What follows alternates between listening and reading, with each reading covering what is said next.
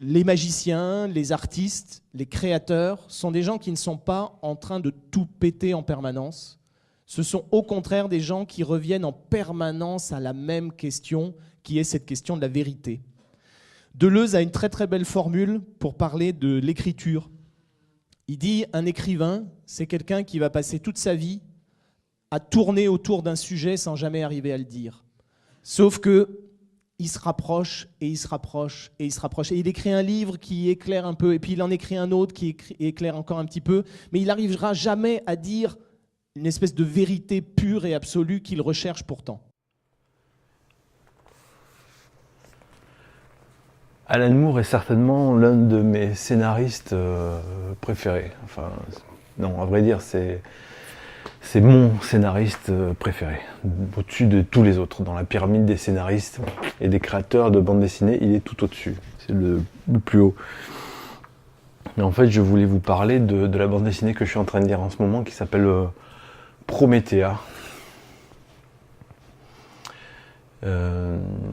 Et qui est excellente, évidemment, qui se situe dans la trilogie de bande dessinée qu'il avait fait au début des années 2000 pour ABC Comics, donc avec deux autres séries qui sont Top 10 et Tom Strong.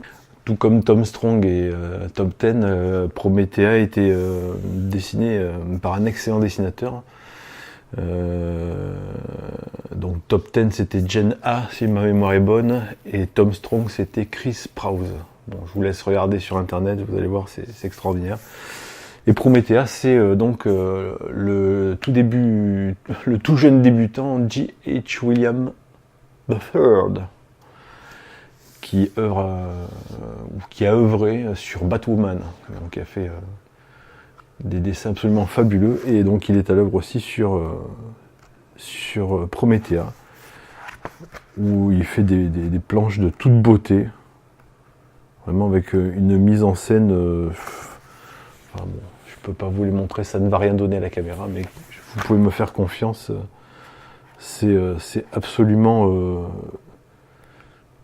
fabuleux. Il a un sens de la mise en page qui est totalement délirant. Mais comme je suis un escroc, évidemment, la bande dessinée fait 7 tomes. Enfin, je l'ai acheté aux éditions, je crois que c'est quoi, Semic. Elle n'a pas été rééditée depuis en français, ce qui est bien dommage. Donc il y a 7 tomes et j'en suis qu'au deuxième tome, enfin la moitié du deuxième tome. Je voulais surtout vous parler d'Alan Moore. Hein. Pourquoi j'aime ce scénariste ? La façon dont il aborde l'écriture est incroyable. En fait, il prend chaque thème et va le décortiquer pour on va dire en analyser tous les éléments et en faire une histoire qui nous raconte tout ça, qui englobe vraiment toute la thématique qu'il va aborder. Quand par exemple il parle des super-héros, bien il va s'intéresser à on va dire tous les caractères, tous les aspects des super-héros. Quand il aborde par exemple comme dans Promethea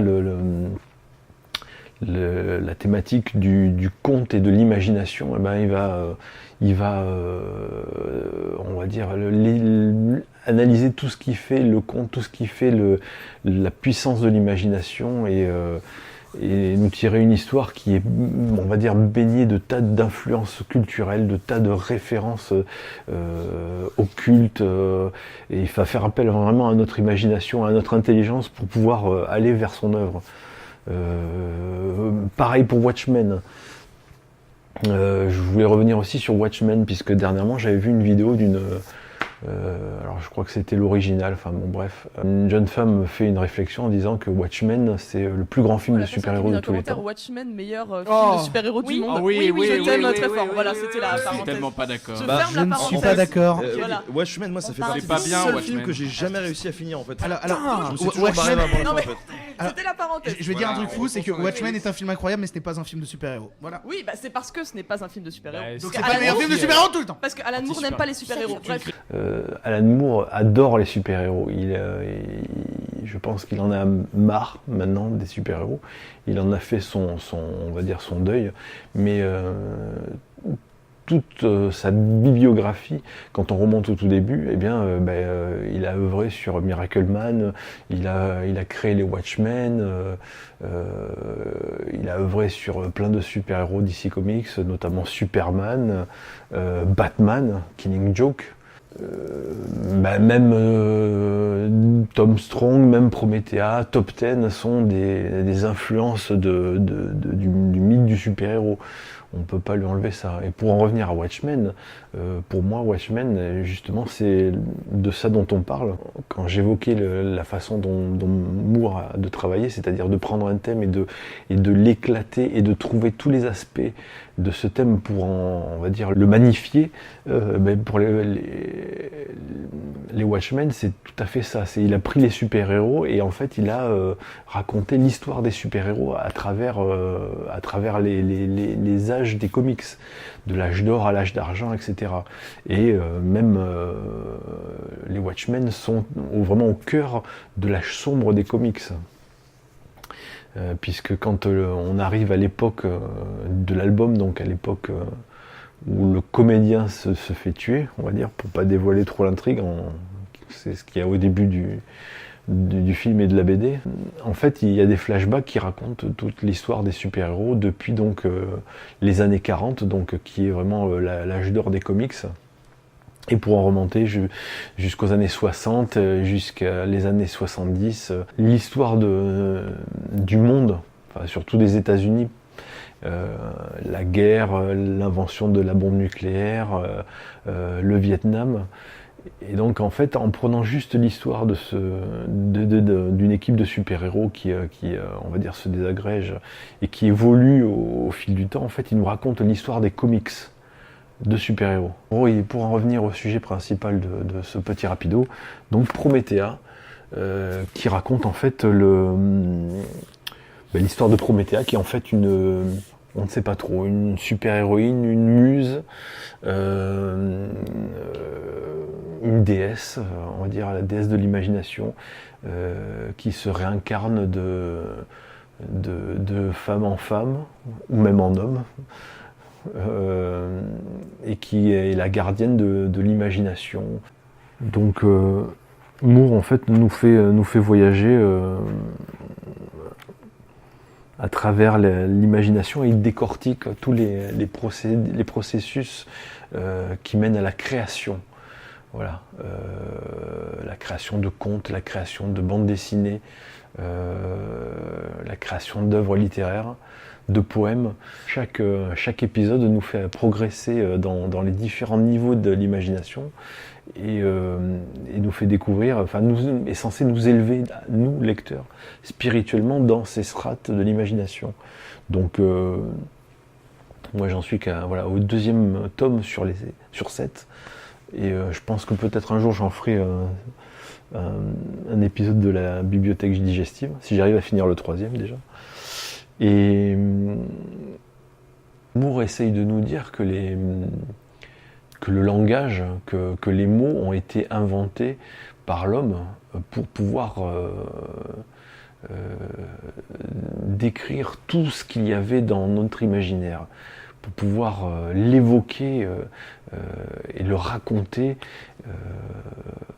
aux autres en fait, et que ce monde se remplisse de plus en plus de concepts et nous fasse nous élever. En fait, les mots sont très importants pour l'imaginaire, pour développer un intellect, pour s'élever spirituellement. Si on n'a pas de mots, on est privé de... on n'est plus capable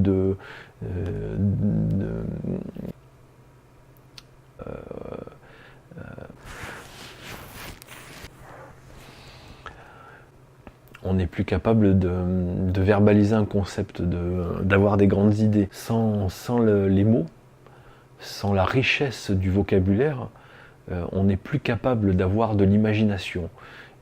Et si on n'est plus capable d'avoir de l'imagination, de rêver, d'imaginer des concepts plus grands que nous, on est condamné à devenir des bêtes rampantes qui ne vont faire que se détruire les uns les autres, puisqu'on n'aura pas la possibilité de s'élever. Nous sommes rabaissés au rang d'animaux, de bêtes sauvages. Donc les mots sont très importants, l'imagination est très importante.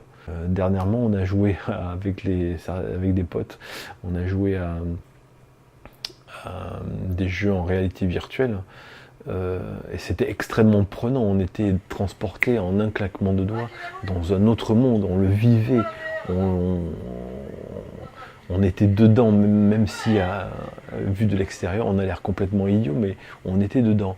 Mais le problème, c'est que ce monde est fermé, c'est-à-dire que ce monde ne va pas nous élever, c'est-à-dire qu'on va se transposer dans ce monde, mais on ne va pas l'enrichir, et ce monde ne nous enrichira pas.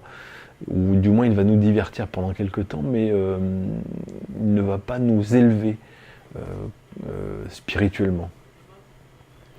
Et ça, c'est ce qui sert à ça, c'est les contes, les récits, l'imaginaire, tous les concepts qui font que, en essayant d'inventer des histoires, eh bien on s'enrichit et on enrichit les autres.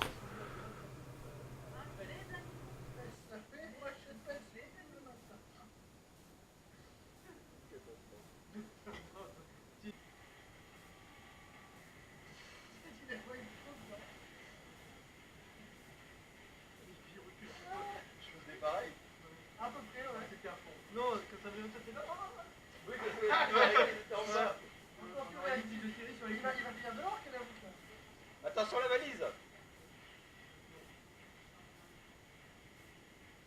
Il y en a un gros là,